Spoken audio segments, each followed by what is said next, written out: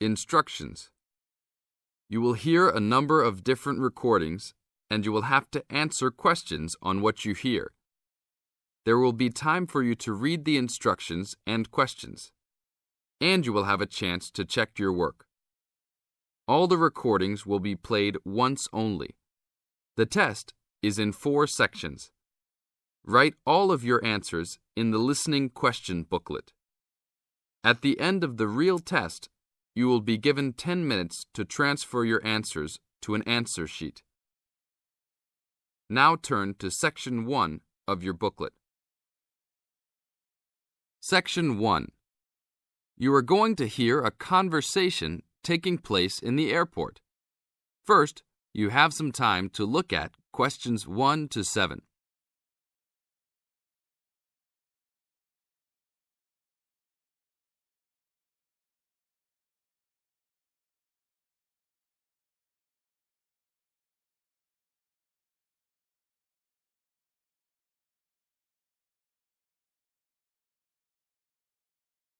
Now listen to the tape and answer the questions. Good afternoon. Welcome to Northwest Airlines. How can I help you today? I'd like to check in for the 2 o'clock flight to Nairobi. Okay. Oh, that flight has been moved back to 2:45. Nothing major, just a weather delay that the plane experienced in Casablanca. May I have your name, please? Sure, it's Jim Harkness. Is that Harkness with 2 S's?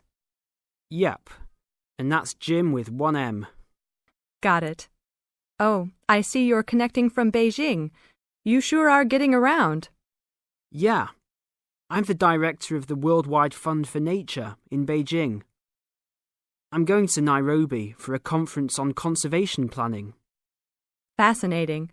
Will you have any luggage to check in? Yes, 1 bag, 1 carry-on, and 1 laptop. Fine. Put the bag on the scale, please. We are going to fill out customs forms before departure. Can I ask about the contents of your check-in bag? Sure, it's clothing, personal effects, some gifts, and a few books. Thanks. What seating would you prefer, aisle or window? I'd like a window seat, 3 rows back from those large TV screens if possible. Let me see here. We have 1 4 rows back. Is that okay? Yeah, I just hate being right in front of those screens. Then I have to watch every dumb movie that comes on.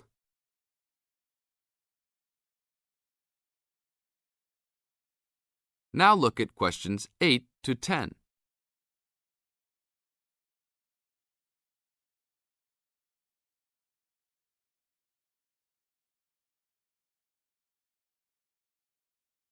As the talk continues, answer questions 8 to 10.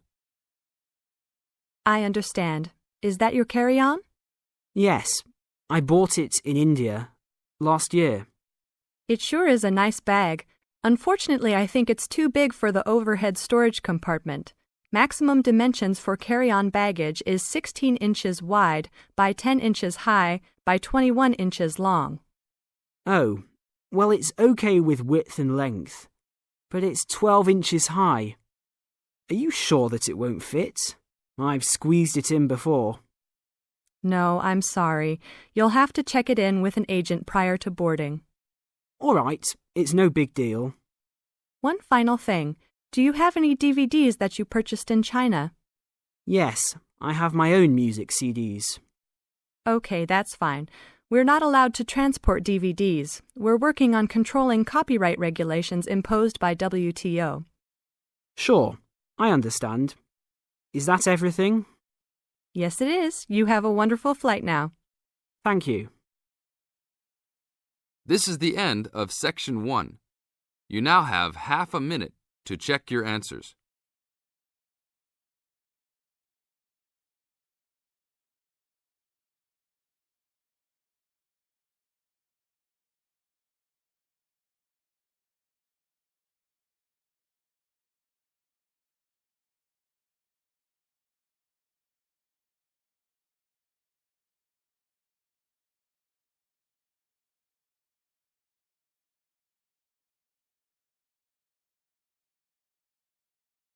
Now turn to Section 2. Section 2. You are going to hear a talk on cultural shock. First, you have some time to look at questions 11 to 16.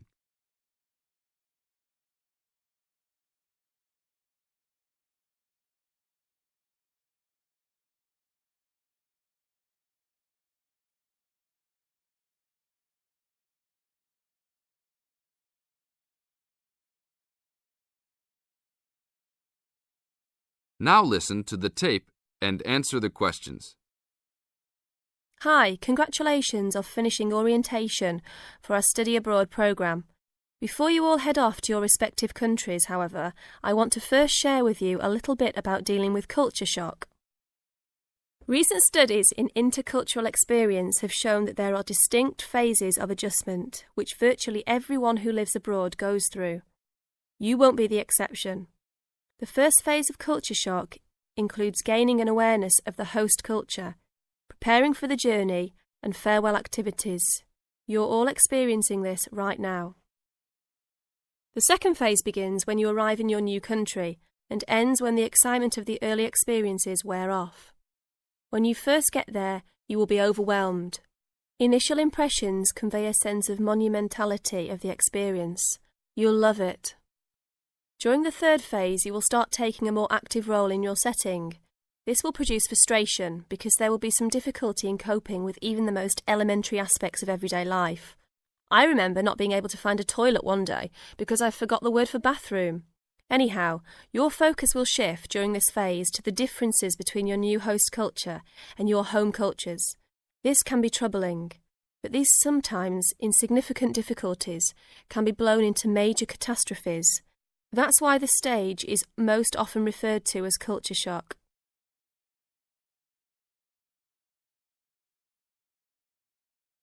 Now look at questions 17 to 20.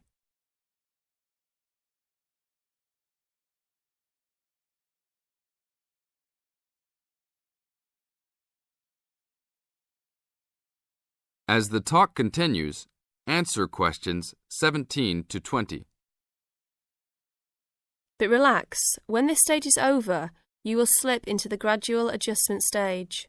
You may not even be aware that this is happening. You will just begin to orient yourself and to interpret subtle cultural clues. The culture will become familiar to you, and you'll start to feel at home. The next phase will be your discovery that you have the ability to function in two cultures with full confidence, and you may even feel completely integrated into your new host culture. In this phase, you will also start to have a sense of shared fate concerning events abroad. The last stage is the re-entry phase when you return home. This can be for some the most painful phase of all. You will be excited about sharing your experiences, but you will realise that you have changed and won't be able to explain how or why. One set of values has already been instilled in you, another you will have acquired in your host country. Both may seem equally valid. It is important that you realise that all of these phases are a natural part of adapting to a new culture. Expect peaks and valleys during your stay, and feel free to discuss your feelings with the resident director. These culture shock phases tend to occur even with relatively short stays abroad. During your stay, if you feel a wave of bewilderment wash over you, remember this little talk and look back at your notes. One very typical reaction against culture shock is the tendency to hang out with other Americans. Remember, you are coming to a foreign country to get to know her people, language and culture better. If you avoid contacts with the foreign language, you cheat yourself and lengthen the process of adaptation. This is the end of Section 2. You now have half a minute to check your answers.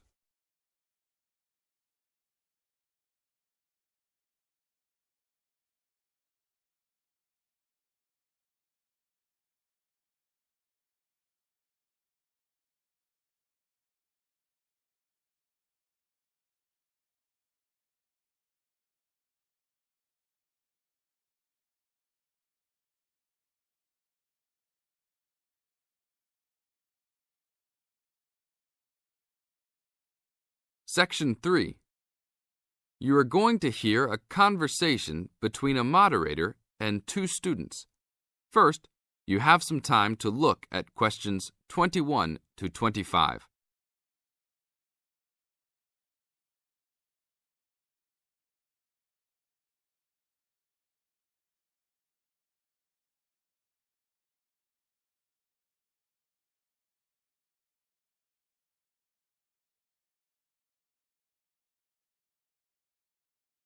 Now listen to the tape and answer the questions.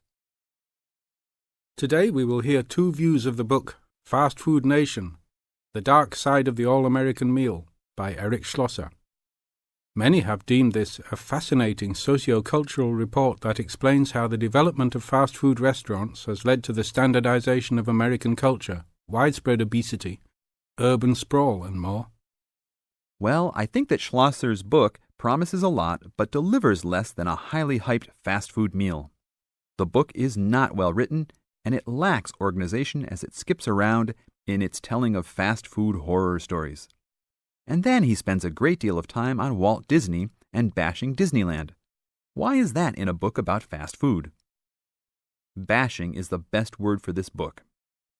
According to this book, Schlosser clearly believes that the fast food industry is responsible for every problem in America today.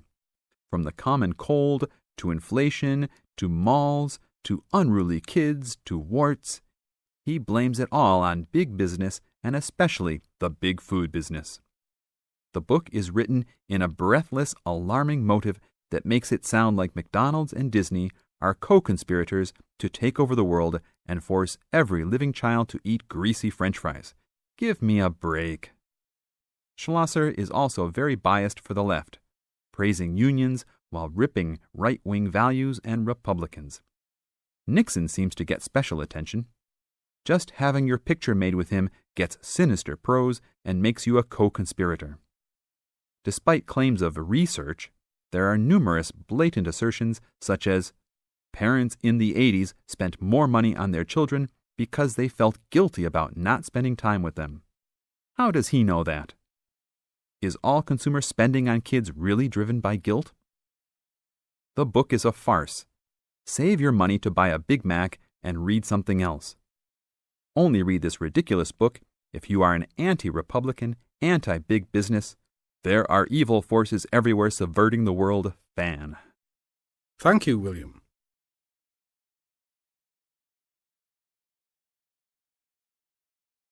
Now look at questions 26 to 30.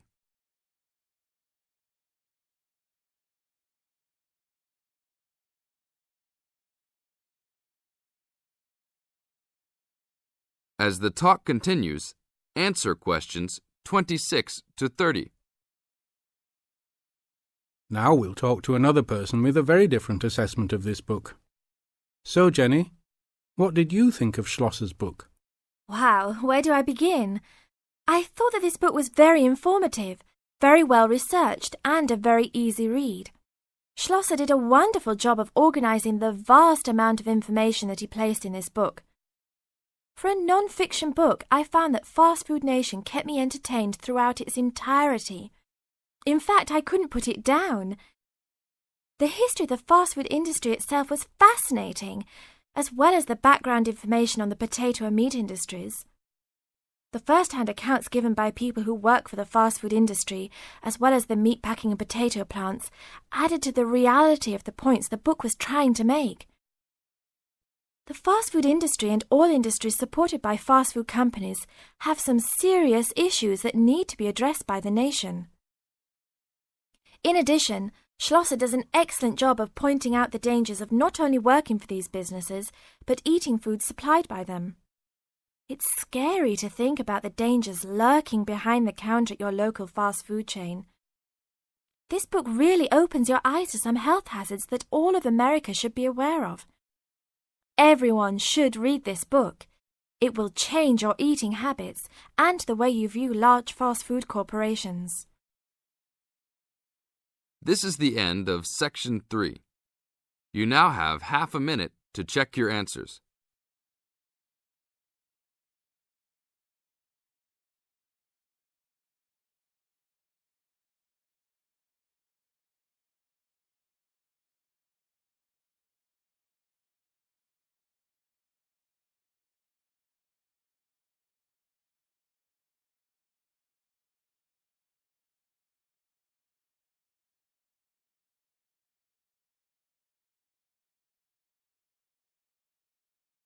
Now turn to Section 4.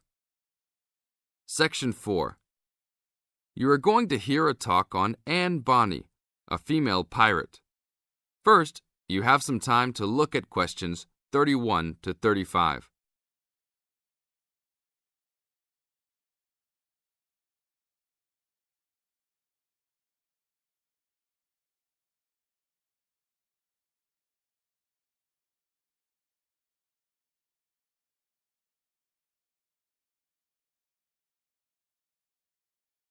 Now listen to the tape and answer the questions. Anne Bonny was one of the two most famous female pirates. She sailed on the crew of Calico Jack Rackham. Anne was romantically involved with Calico Jack, but she could be counted as none the less as fearless as any other pirate.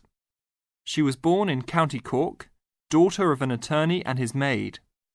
The lawyer left Ireland in disgrace, but found fortune in the Carolinas. There, he amassed a fortune and bought a large plantation. A ne'er-do-well pirate sailor named James Bonny married Anne in an attempt to steal the plantation, but Anne's father instead disowned her.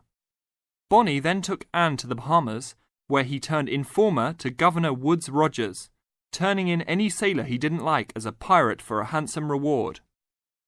Anne quickly grew to dislike her spineless husband and quickly caught the eye of one Calico Jack Rackham, a pirate of some renown. Governor Rogers had recently passed an amnesty for pirates, which left Bonny out of work. The admiration between Anne and Calico was mutual. Calico Jack was a handsome man who knew how to spend money as well as steal it. Anne was a well-endowed lass with a fiery spirit and a temper that matched that of any man. In any event, Calico offered to buy Anne from Bonny, but Bonny instead took the matter up with Governor Rogers, who said that Anne was to be flogged and returned to her true husband. That night, Calico and Anne slipped out in the harbour, stole a sloop, and began a life of piracy together.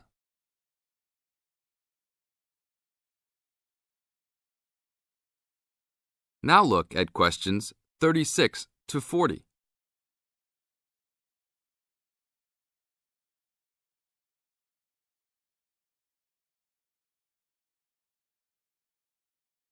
As the talk continues, answer questions 36 to 40. Anne fought in men's clothing, was an expert with pistol and cutlass, and considered as dangerous as any male pirate. She was fearless in battle, and often was a member of any boarding party. In October of 1720, retribution was close at hand. The governor of Jamaica, hearing of Calico's presence, sent an armed sloop to intervene and capture the captain and crew. Calico's ship, Revenge, was caught by surprise, and much to Anne's dismay, the pirates fought like cowards and were taken far too easily. Anne and Mary Read were also captured, but, upon capture, confessed their sex and pleaded to be tried separately after they gave birth. Both women were pregnant at the time. Both received separate trials from the men, but were still sentenced to hang. Mary Read escaped the hangman by dying from fever while in jail. Anne, however, received several stays of execution before mysteriously vanishing from official records. It is believed that her father, who had contacts in the island, forgave his daughter for her acts and ransomed her back to the Carolinas, where she assumed a new name and a new life. This is the end of Section 4. You now have half a minute to check your answers.